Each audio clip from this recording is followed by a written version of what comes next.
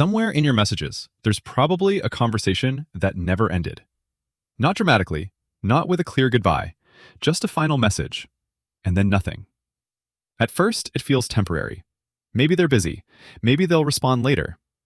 But days pass, then weeks, and eventually you realize something quietly ended, but without any explanation for why. That moment seems small on the surface. It's just silence in a chat thread. But psychologically, unfinished endings tend to stay in the mind much longer than clear ones. This video isn't about relationship advice or communication rules. It's about something deeper, how modern communication has quietly created a culture where many endings happen without narratives, and why the brain struggles with that absence of closure. If you've experienced something like this, you probably recognize the strange mental loop that follows. And if you have, share your story in the comments. Many people notice the same thoughts repeating long after the conversation ended. In everyday life, humans rely on stories to organize experience. Not dramatic stories like in movies, but small narrative structures, beginning, middle, and end. Conversations end with goodbyes. Projects end with results. Relationships end with explanations. These narrative boundaries help the mind categorize events and move forward.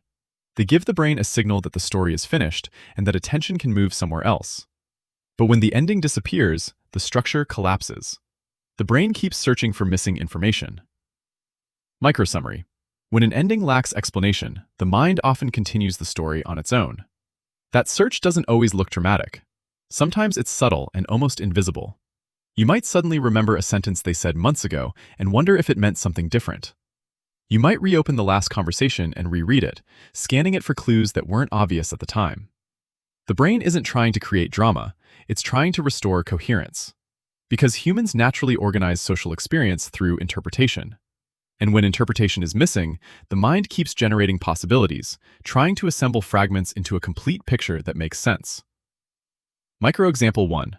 Imagine a simple everyday moment. You've been talking with someone regularly, sharing jokes, small updates about your day, maybe even planning to meet soon. There's a rhythm to the interaction. Then one week, the rhythm slows down.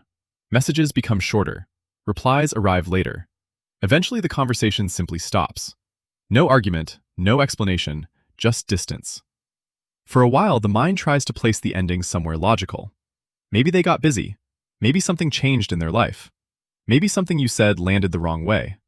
The absence of explanation becomes the explanation you keep analyzing. But here's the twist. The brain is often less disturbed by a negative explanation than by no explanation at all. Clear endings, even uncomfortable ones, create narrative boundaries. They tell the mind where the story stops. Silence does not. Silence leaves interpretation open, and open interpretations tend to keep cognitive loops running far longer than finished stories. The interesting part is that these loops are not only emotional, they are cognitive attempts to rebuild missing context. Humans evolved in environments where social feedback was usually direct and visible. Conversations happened face-to-face. Endings were spoken out loud. Social signals had clear boundaries and shared meaning. Modern communication environments work differently. Messages can disappear. Conversations can fade gradually. Entire relationships can dissolve through reduced frequency rather than a clear decision or a clear final conversation. Microsummary. Ambiguous social signals often produce the longest internal loops. This leads us to the core psychological mechanism behind no-closure culture. Social signals rarely speak for themselves. Instead, they move through a sequence: signal, interpretation, behavior. When someone sends a message, the signal is clear. When someone says goodbye, the signal is clear. But when a relationship slowly fades without narrative, the signal becomes ambiguous. And ambiguity invites interpretation. One person might interpret silence as loss of interest. Another might interpret it as emotional distance. A third might interpret it as something they personally did wrong. The same silence can generate completely different internal stories depending on the observer, because the brain tries to fill missing information using previous experience and personal expectations. Microexample 2. Think about a group chat where one person slowly stops participating. At first, they respond less often. Then they react with emojis instead of writing messages. Eventually, they disappear from the conversation entirely. No one announces anything. No one explains anything. Yet everyone in the group silently notices the shift and constructs their own explanation about what happened. The absence of narrative forces interpretation. Microsummary. When endings happen through gradual silence instead of explicit signals, the mind keeps searching for narrative structure. Now we reach the cultural layer. Why does this happen more often today? One reason is that modern communication environments make gradual disengagement easier than explicit endings. In earlier social environments, ending interaction usually required direct conversation. Today, interaction can simply slow down until it stops. No explicit moment, no defined boundary. Digital communication also fragments attention. People maintain dozens of parallel conversations across platforms, and attention constantly shifts between them.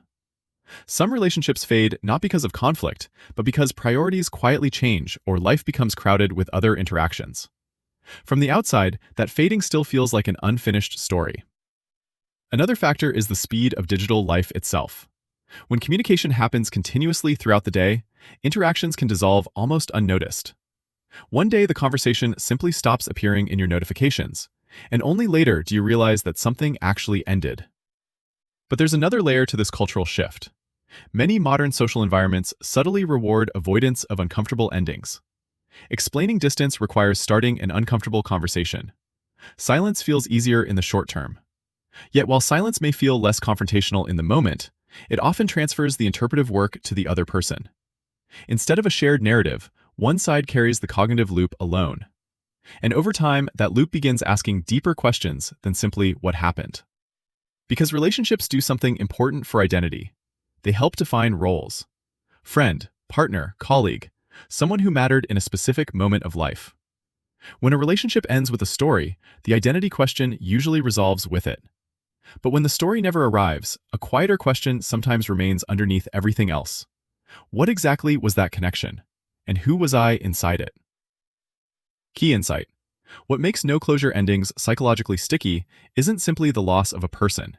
It's the absence of a narrative that defines what the relationship meant. Without that narrative, the mind keeps revisiting the unfinished story, trying to assign meaning to an ending that never clearly happened. And that doesn't mean something is wrong with the person experiencing the loop. In many cases, it simply reflects how human cognition organizes social reality. We are narrative-seeking creatures, living in communication systems that increasingly produce narrative gaps. That tension explains why seemingly small digital silences sometimes leave echoes that last far longer than the conversation itself. And if you've ever had an experience like that, I'd actually be curious what story your mind constructed to explain it. Share it in the comments if you want to add to the discussion. It's always interesting how differently people interpret the same silence. And if you enjoy exploring the psychology behind everyday digital behavior like this, you can support the channel by leaving a like, sharing your thoughts in the comments, and subscribing so you don't miss the next video.